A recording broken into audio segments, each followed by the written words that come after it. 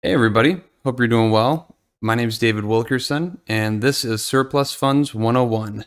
Just wanted to start off by saying thank you to all the people out there that like the videos, subscribe to the channel, or just been a long-term supporter. I really appreciate it. A little token of my gratitude for all you guys that have done that is my calling script. I want to give it to you guys for free. I know a lot of you guys are just getting started, and you're going to have to make phone calls. You're going to have to go out and talk to people. That can be kind of scary.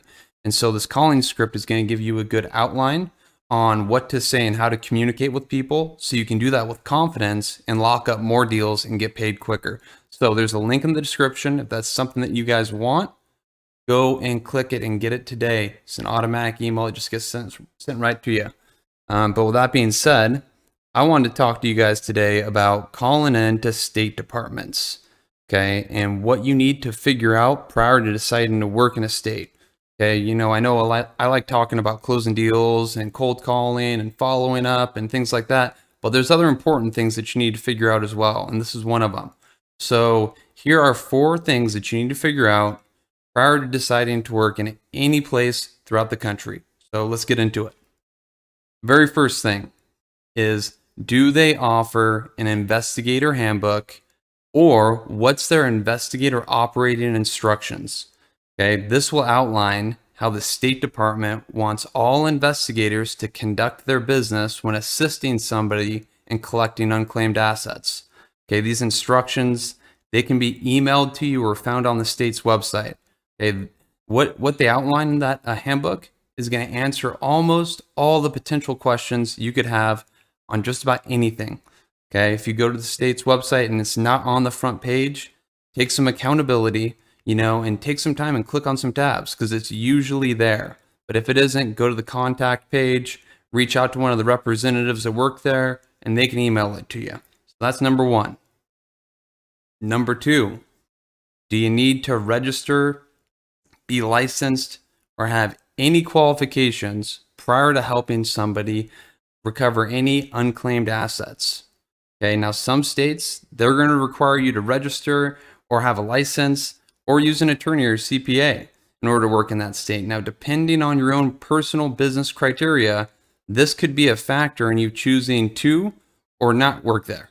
Okay, so for instance, Wyoming, it's $1,000 to get set up over there. Okay, that could be something that you're just like, gosh, I don't have to spend that much money to get started. That could wipe that off the board for you. Down in Texas, you got to have a license to do that, to work there. So that could be something that disqualifies you for you wanting to work there. But regardless, you want to figure out if you need to register, be licensed, or have any special qualifications prior to getting started in that one state.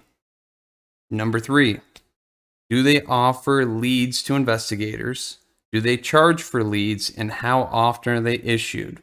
Okay, when it comes down to data and leads in this business, okay, they usually come in 2 formats: bulk data or manually searched. Manually searched leads require you to research each person individually, and bulk data is where all the claimant information is given to you in one time. It's usually sent out in the format of a CD. Okay, so what you want to figure out is how much does the data cost? How regularly do they send it out? And what time of the year that they send it out? Some release it in the fall, some of them release it the very first of the year.